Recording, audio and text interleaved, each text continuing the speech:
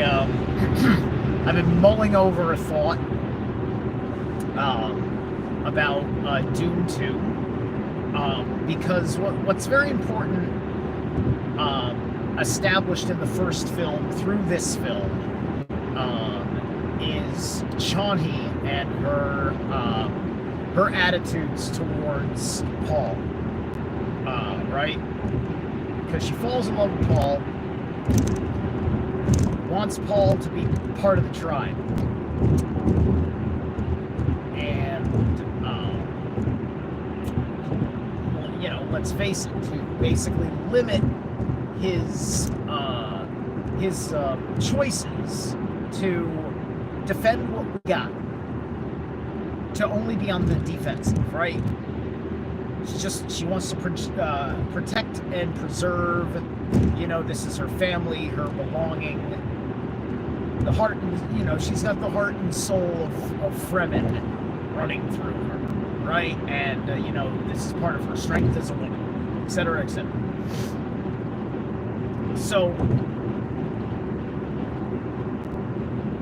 towards the end of the second film, throughout this movie, you're seeing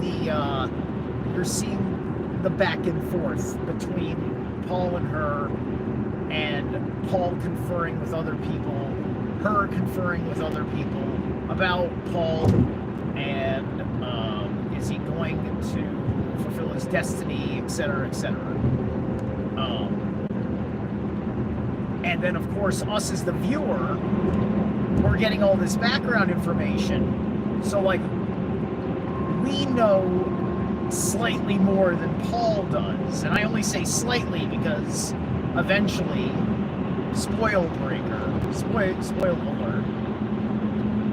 he takes the water of life, and so he's going into God Emperor territory, and he straight up does it because he straight up is just like, she'll come to see, right? Because it's a question of how does she get there? How does she get, like, what is Paul like? Because this is going to make or break the movie, right? Because women are going to feel either honored or insulted by how the manner in which she accepts Paul as the God Emperor works. Hey, what's up? Here and now. So,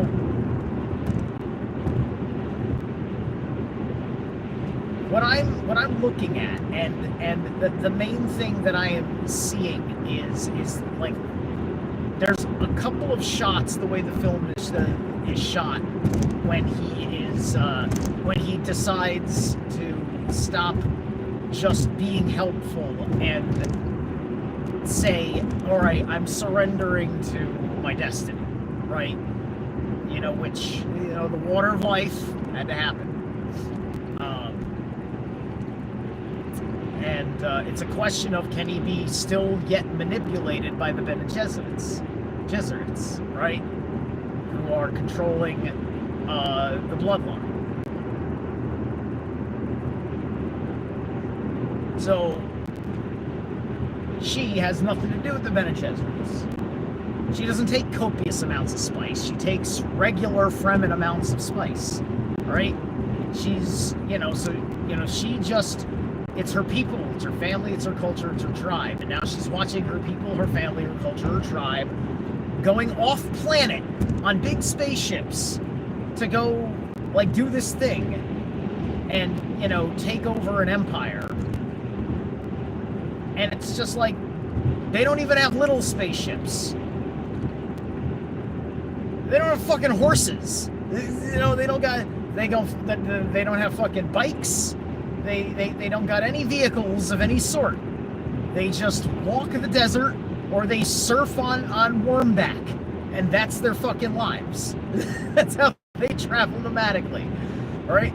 So she's now watching the Fremen get all interested in being involved in empire, from cave-dwelling sand people to, like, following an emperor in a capital ship. We're talking about some very crazy leaps and bounds for a civilization, because they got the right guy in the position, right? And all of this nonsense, right? So this is why I noticed where we're playing this other archetype again, and I enjoy seeing this because it reinforces my point about women controlling destiny in a certain way, right? And for the audacity of a man to speak up among the women and to say, this is the way, let me lead the way, right?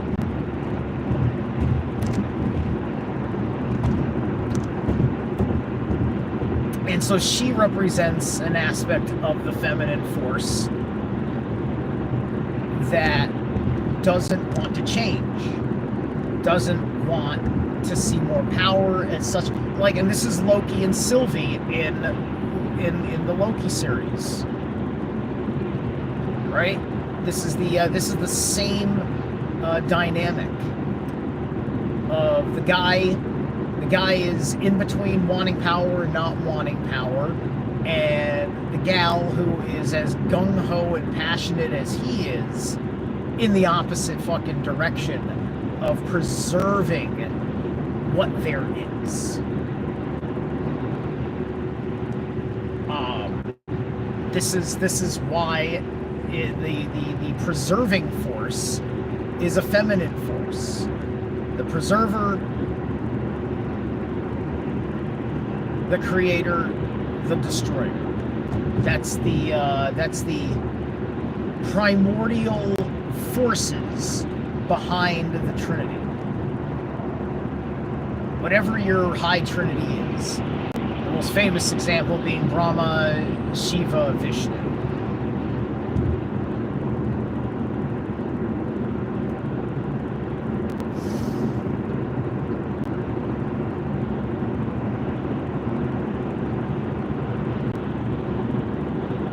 And so she doesn't want to see, her world become this bigger, more intimidating place where her culture is polluted by, the brutishness, all the ugliness of people that are not from Dune.